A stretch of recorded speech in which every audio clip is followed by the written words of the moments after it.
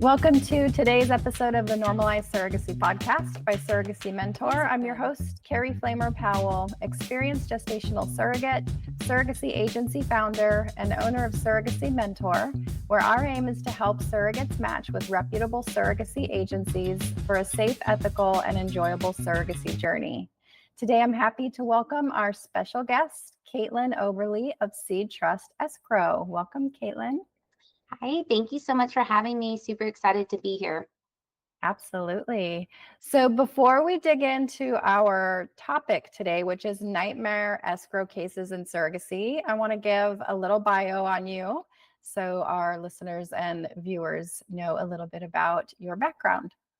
So Kaitlyn Oberley, SeedTrust Senior Partner Success Director, is a graduate from Troy University and holds a Bachelor's of Science degree in biology and an ABA certificate in paralegal studies from the University of California, San Diego.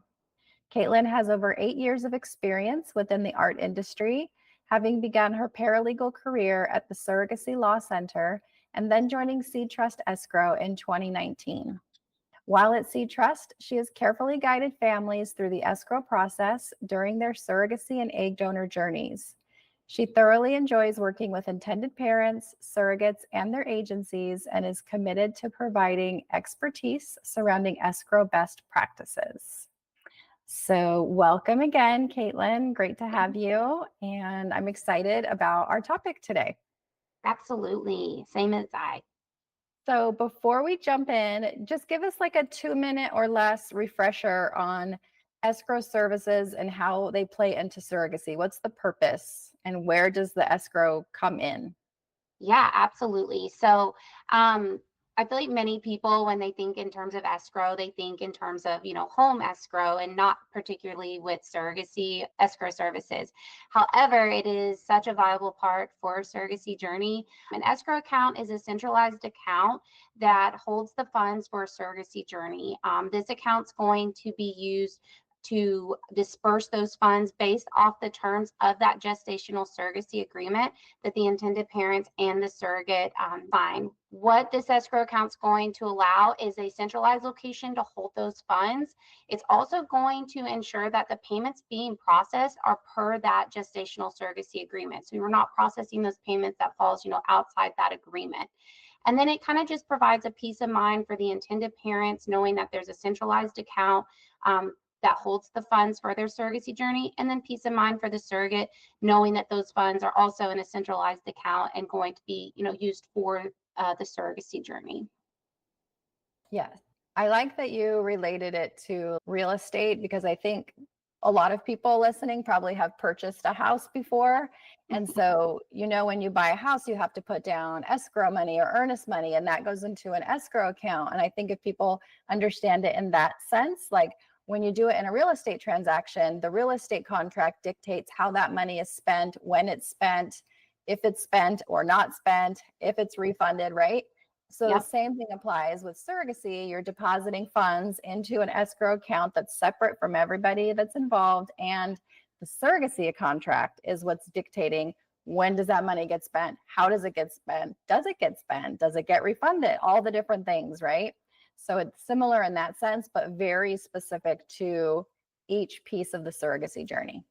Exactly. And all of those payments are going to be based off that agreement. And so if there are any types of payments that do fall outside the agreement, then we're going to need approval from all parties that it's okay to process those payments. But yeah, that legal contract really governs what's coming out of that escrow account. So now let's start digging into what everyone's tuning in to talk about, which is 99% of the time things go great, right? With surrogacy in general. And with the escrow account, it's pretty straightforward, right? You have a contract, you put the money in the account, and then it's facilitated per the contract. But there's always those times when things don't happen the way we expect them to. So let's talk about your first example of a nightmare escrow case and what happened. And then we'll kind of talk about what could have been done to prevent this. Yeah, absolutely. So first I want to say I love how you kind of preface it with, most of the time surrogacy journeys go the way they're intended to go. However, you do have that small percentage where, kind of goes a little bump in the night a little bit, where things are unexpected, or maybe individuals are on a different page when it comes specifically to processing of funds.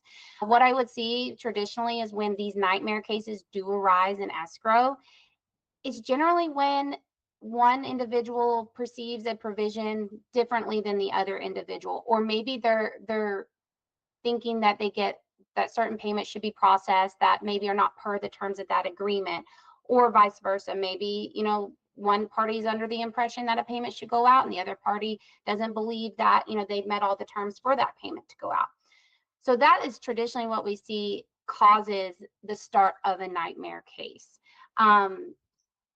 Again, like you said, most of the time these payments go exactly how they're planned, but there are those kind of mishaps. So that kind of gets me into, obviously with escrow, we've seen not numerous, but there are a few nightmare cases, and they do kind of seem to follow the same trend of when, what causes the nightmare case, and these topics seem to be similar. So kind of the first one I wanted to touch on was the escrow provision when it comes to closing out escrow, and how important that this really is.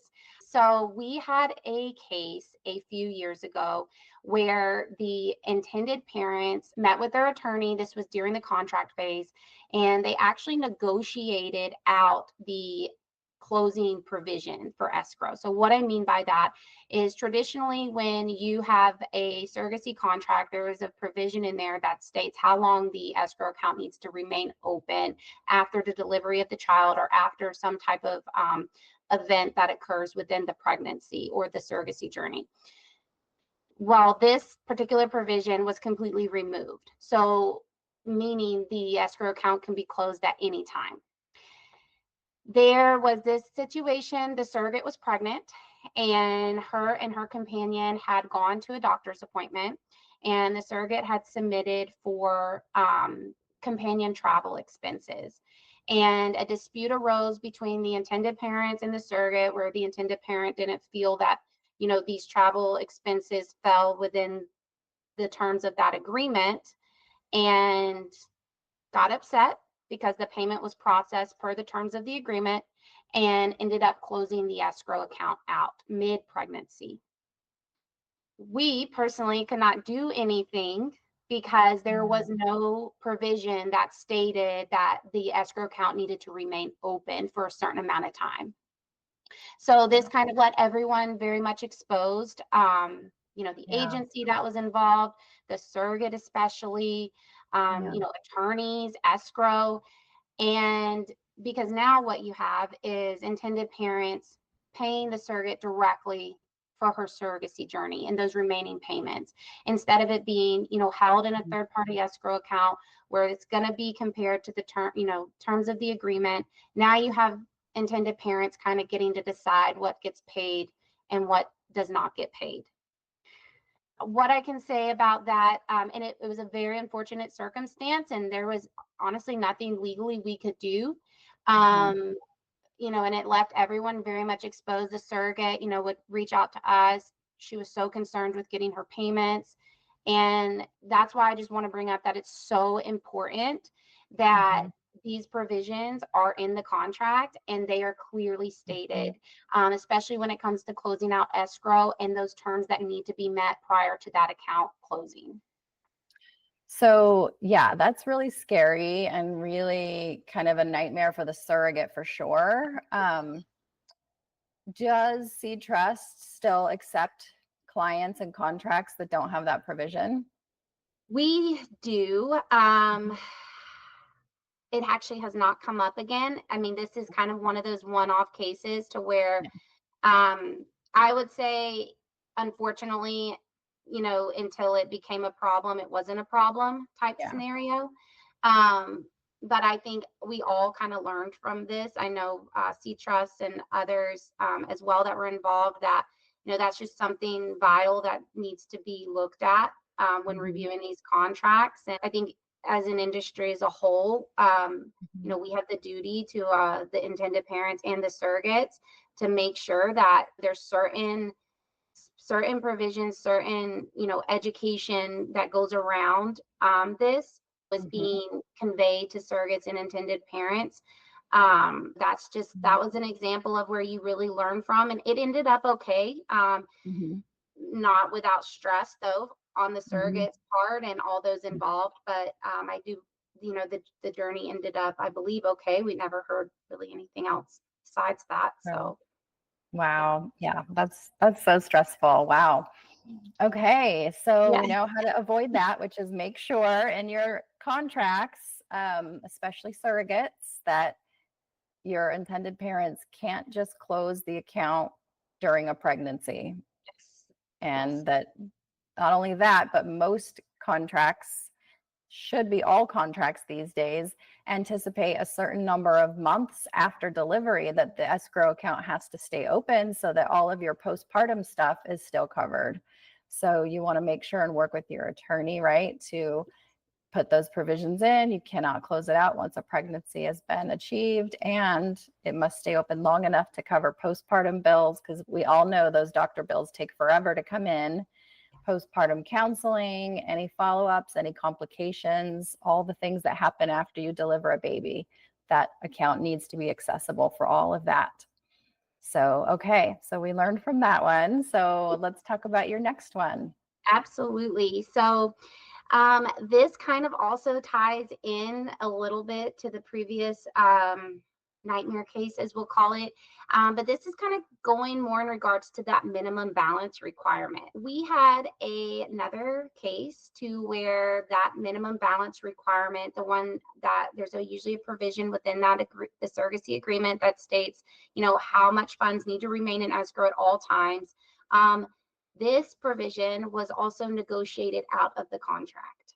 And there was a provision in its place stating that, if the account got low, that the intended parents would need to replenish the account within 10 days of the account, being low.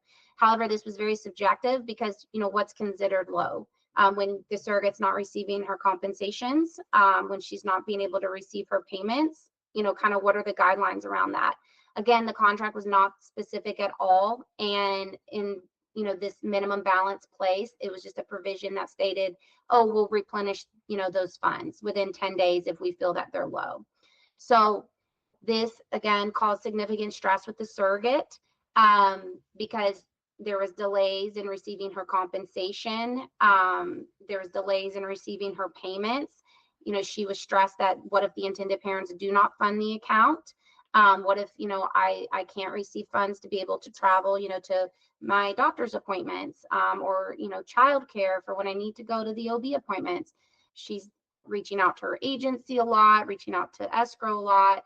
And legally, based off this contract, the most, all parties can kind of do is encourage the intended parents to fund, to notify them, hey, their funds are low. There's not enough funds in escrow. You need to, replenish the account. Again, so kind of touching base on these provisions, it's just so important that there is a minimum balance requirement within that contract. This is something, surrogates definitely need to also be looking for when they're reviewing those contracts. What we typically see is a minimum of anywhere from that 10 to 15,000 mark. Would not suggest going any lower than that 10,000 mark, especially with, medical bills. You just never know, or any type of situations that might arise in the surrogacy journey where, not all parties are planning on. Yeah, I was going to say when I owned my surrogacy agency, I required that all contracts had a minimum, a stipulation that a minimum of 10,000 had to be in the account at all times. If it was an international case, that minimum was higher, usually 20,000. Absolutely, especially for international, just because there's a little bit more expenses that can, traditionally arise from those. So, Yeah. um, absolutely. So that's really what, we recommend to be in place. And then also within this particular instance, with this case, the surrogate did end up delivering early. meaning there was additional expenses. She was on bed rest longer, childcare, housekeeping, kind of those typical disbursements that would go along with when a surrogate does deliver early. And it was just really having to reach out to the intended parents over and over to request these funds. And it's stressful for them too, because you have people, individuals keep asking you for, additional money to replenish the account. So Yeah, and so much of this goes back to the legal process. We have another episode of nightmare cases that's legal cases, and I was talking to an attorney about how important it is to have an experienced surrogacy attorney who knows what they're doing and knows that these are the types of things that have to be in the contract, because I can't imagine in this day and age in 2024 that any experienced surrogacy attorney would not have the basic premise in a contract that you have to have a minimum balance. yeah, absolutely. Minimum balance in the account, ensuring that the account has to remain open for a certain period of time. We recommend the account needs to remain open at least 12 months, especially since COVID. The medical bills are trickling in, could be 8 months post delivery. So it's just very important, that obviously not to put it back on how the legal contracts are written, but it really, at least for escrow purposes, it really does come down to how those legal contracts are written, and to be able to enforce that contract in regards to escrow. I'm not shy about saying I think that the attorneys have to be really diligent in this, and I'm sure I drove the attorneys crazy when I had my agency, because I had my hand in making sure that all of these things were in the contract before everyone signed it, because it's important. And thankfully I worked with great attorneys all over the country that I didn't have to make sure they were doing it, because they were doing it. But things like minimum balances and making sure the escrow stays open long enough, and making sure the intended parents don't have the ability to close out the account, those are things that I would always make sure were in the contract before anybody signed. Oh, absolutely. And, I've also had kind of this discussion with attorneys as well. And, a lot of times they said, well, we work with the agencies. And I think it really needs, this is just my personal opinion, is it really needs to come down to all of us working together to ensure that, these just, I guess I would say, best practices are in place straight across the board. Agencies making sure that it's in their contracts, and attorneys making sure that it makes it to the gestational surrogacy agreement, and then an educational piece around it with the surrogates and intended parents that, hey, these are some key items that you definitely need to make sure you're reviewing and that you're okay with. And if you're not okay with, then we need to have those discussions. I feel that it's just kind of like a circle of all of us working together, in the industry, just to make sure that there are these successful surrogacy journeys, and that these nightmare and stressors don't come up, because let's face it, no one likes to talk about money. It's just how it is. Especially they don't want issues with money, especially in a surrogacy journey, when it is a very emotional process for a lot involved.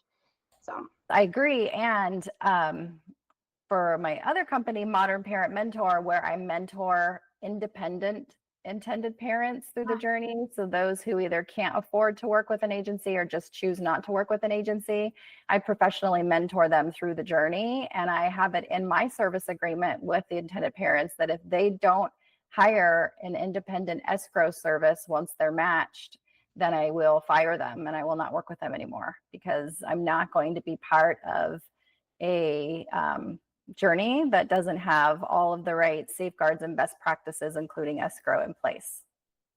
yeah, absolutely. That is so important, especially in kind of what's been going on in the industry with escrow, is just to make sure you are, going with an independent third party escrow, making sure there's no biases there between, each party, and that those payments are going to be processed what the agreement is saying, especially ensuring that, safeguards are in place in the event of any type of mishaps that happen. It's so important for people to make sure they're doing their research and going with a company that they have the right checks and balances and that the right processes are in place to ensure for a safe surrogacy journey. For sure. So, do you have one more nightmare case for us to I share? I do. I do. Okay. So, let's see. This is kind of going on the topic of, I would say, misinterpretation of the contracts on all ends. So we had a surrogate and she had delivered, and right after the delivery, she was friends with her intended parents on Facebook.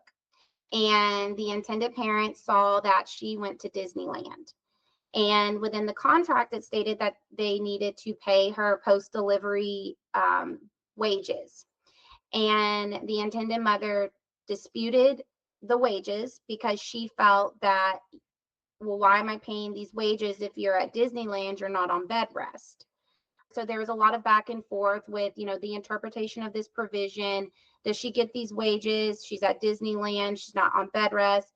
And really where it came down to is that she was actually entitled to these wages because it was for the post, partum period, not for bed rest. And she wasn't actually on bed rest, but it was postpartum. But it was a nightmare because of the different interpretations of how the contract was written, and what constituted as her being on, with the bed rest or for the post delivery wages.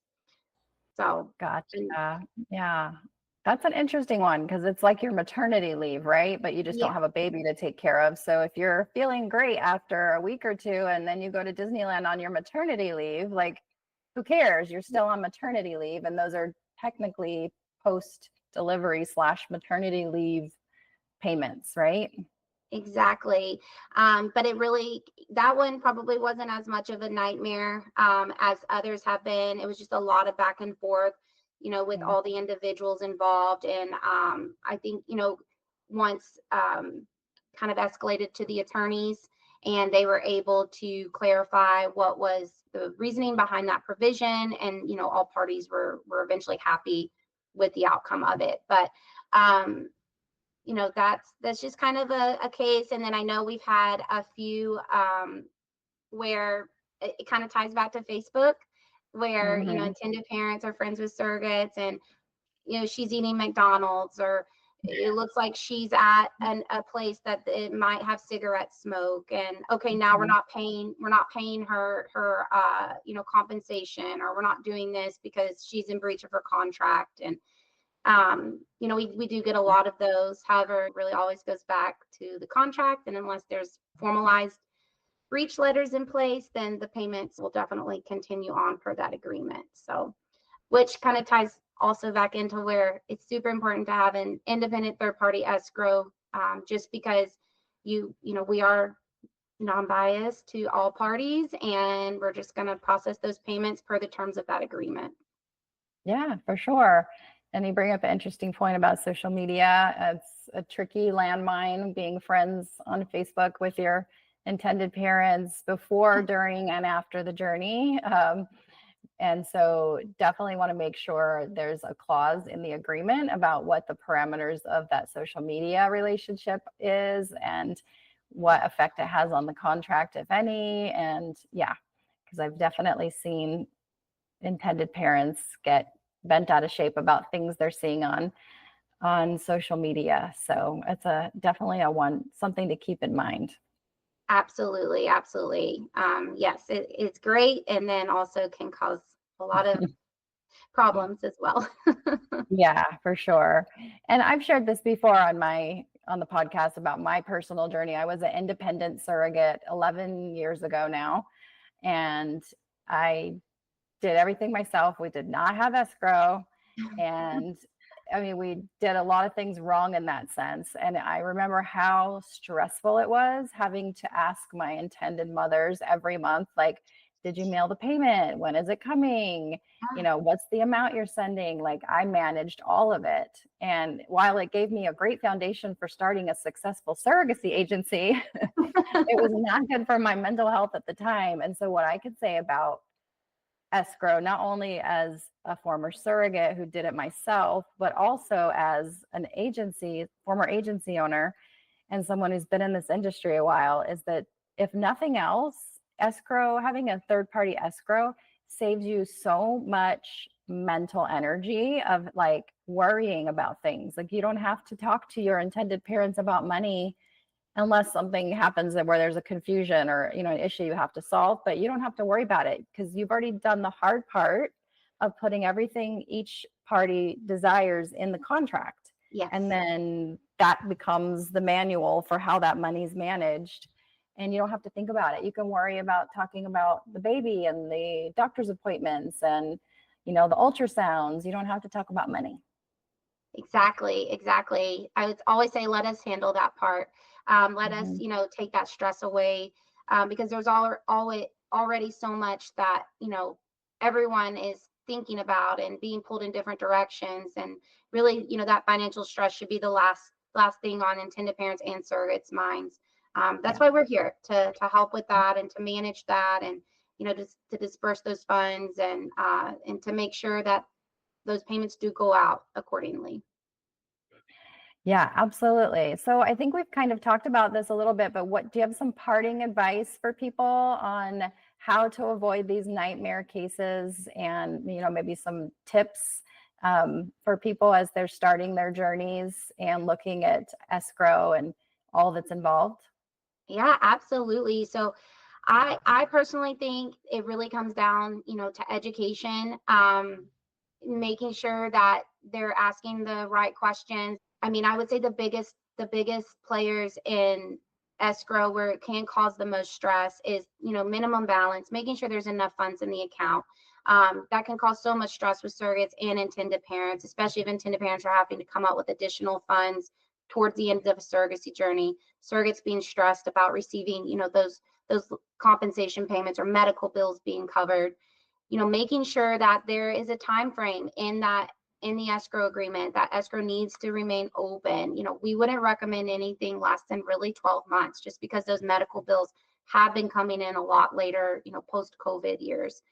And then also, I know we didn't really touch a whole lot on this, but I would say this is another area that can cause kind of some issues is lost wages, making sure there's very clear provisions in the agreement with lost wages, making sure, you know, intended parents understand it and surrogates understand it.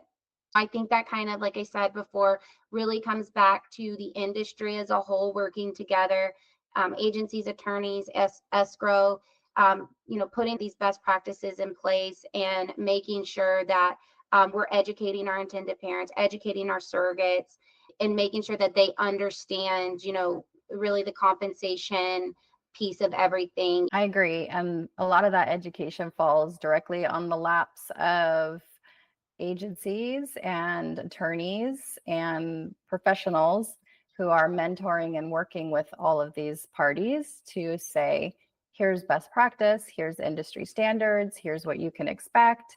And, you know, to that point, surrogates and intended parents should be vetting the professionals they're working with, making sure that they are actually people that are experienced and reputable and know what they're talking about.